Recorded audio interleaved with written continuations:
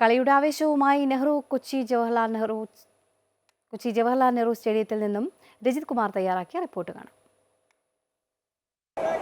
ചെന്നൈ, ഒഡീഷ, പഞ്ചാബ് 3 ടീമുകളോട് പൊരുതി തോറ്റതിനു ശേഷം ഇപ്പോൾ ഹോം ഗ്രൗണ്ടിൽ ജയം വരുത്തിയിരിക്കുകയാണ് കേരള ബ്ലാസ്റ്റേഴ്സ്. കേരള ബ്ലാസ്റ്റേഴ്സ് 2-നെതിരെ 4 ഗോളുകൾക്കാണ് ഗോവയെ പരാജയപ്പെടുത്തിയിരിക്കുന്നത്. കളത്തിലേക്ക് അവർ തിരിച്ചെത്തിയിരിക്കുന്നു. നിരവധി പേരാണ് ഗോവയെ പരാജയപ്പെടുത്തിക്കൊണ്ട് കളത്തിലേക്ക് തിരിച്ചെത്തിയിരിക്കുകയാണോ ബ്ലാസ്റ്റേഴ്സ്? എന്താണ് പറയാനുള്ളത്? വളരെ സന്തോഷം. പിന്നെ ഞങ്ങൾ ഇങ്ങോട്ട് വരുമ്പോൾ ഒരുപാട് അങ്ങനെ കളിയാക്കിനെ എല്ലാ കളിയും തോക്കെന്ന് പറഞ്ഞിട്ട് ഇപ്പൊ വളരെ സന്തോഷം. അവരെ ഇനി ഫോം വിളിക്കണം എല്ലാവരും ഓരോ ആളെ വെച്ചിട്ട്. നല്ലൊരു കളി തന്നെ കാഴ്ച. തീർച്ചയായും ഹാഫ് ടൈം അടിപൊളി കളിയായിരുന്നു.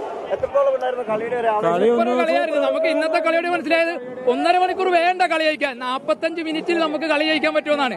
സെക്കൻഡ് ഹാഫിൽ സബ്സ്റ്റിറ്റ്യൂഷൻ കൂടി വന്നതോടുകൂടി കേരളം തകർത്ത്. എന്തായാലും ഇങ്ങനെ മുന്നോട്ട് പോവുകയാണെങ്കിൽ കേരളത്തിന് ഒരു ലീഗ് ഷീൽഡ് നമുക്ക് ഉറപ്പിക്കാം. പ്ലേ ഓഫ് കേരളം കളിക്കും.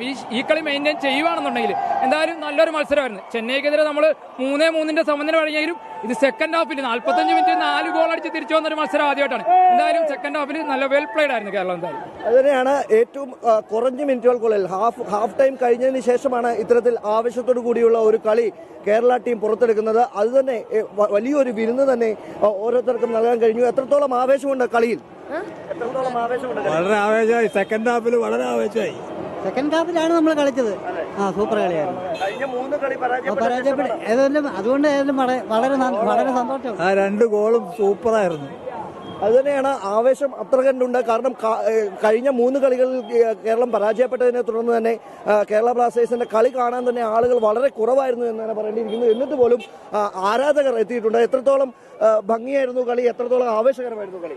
ഇതിലും വലുത് ഇനി സ്വപ്നങ്ങളിൽ മാത്രം.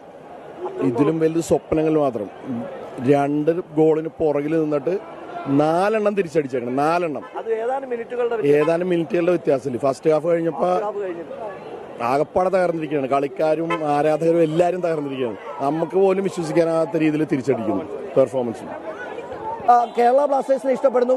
അവർ കളിയിൽ പരാജയപ്പെട്ട കേരള ബ്ലാസ്റ്റേഴ്സിനെ തിരിച്ചു കൊണ്ടുവരാനായി ഗ്രൗണ്ടിലേക്ക് എത്തിയിരിക്കുന്നു, കളി കാണാനായി എത്തിയിരിക്കുന്നു.